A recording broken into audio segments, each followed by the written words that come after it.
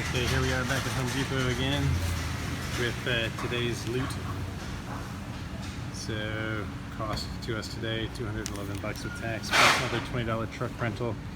We have 8 of these 1x8 by 8 foot beams. That's what we're going to make our faux beam out of. I got 3 2x4s to have some structural integrity for it.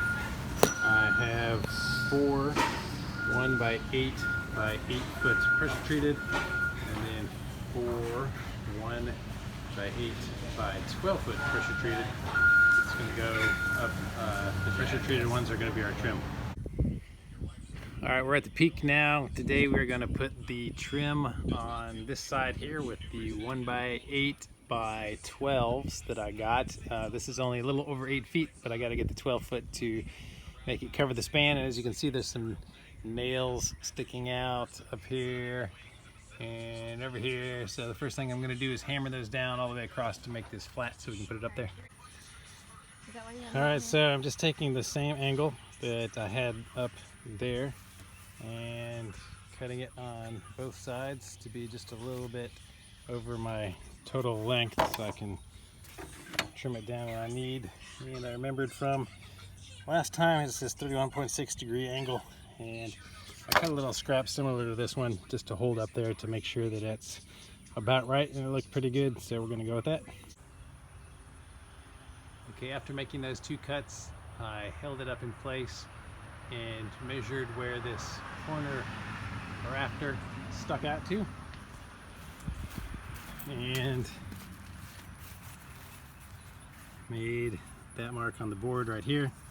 So then I measured 1 inch over further, so this is where I'm going to make the cut. So I'm going to have this go 1 inch past the edge so it will overlap the other one of these on the back side.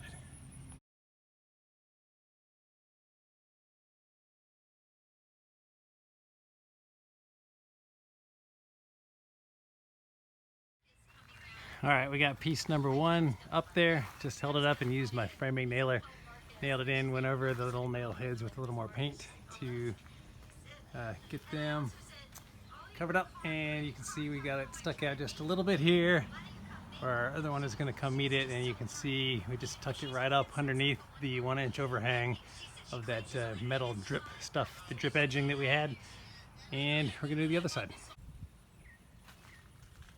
Okay, the other side is up and it looks really good from the outside now. I think one thing I will do differently on the other side, and to warn you about, is I only painted one side of that board first, which I never thought about this coming over a little bit. So as you can see, I had to get up there and paint that side by hand, and I'll have to do this one now.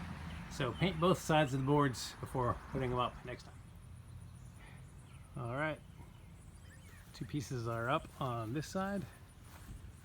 Now we just need, I have 2 1x8 by 8s that I'm going to use. I didn't want to get like a full 16 foot board because that would be really hard to work with. So I'm going to do just 2 pieces on each of these sides to cover the rafters here. And some of the rafters are different lengths. If you come here to see where they're going to go on, the ones that are down on this end, you can see stick out a little further. So I'm going to have to trim the first 3 here, it looks like, to get them so the board will lay across them. Alright, we got 1 piece up. These you just nailed straight through, and it goes into the rafter. It's under here, and spread it out to the end here, which is kind of ugly and not straight, but it's the back corner. Nobody's gonna see that.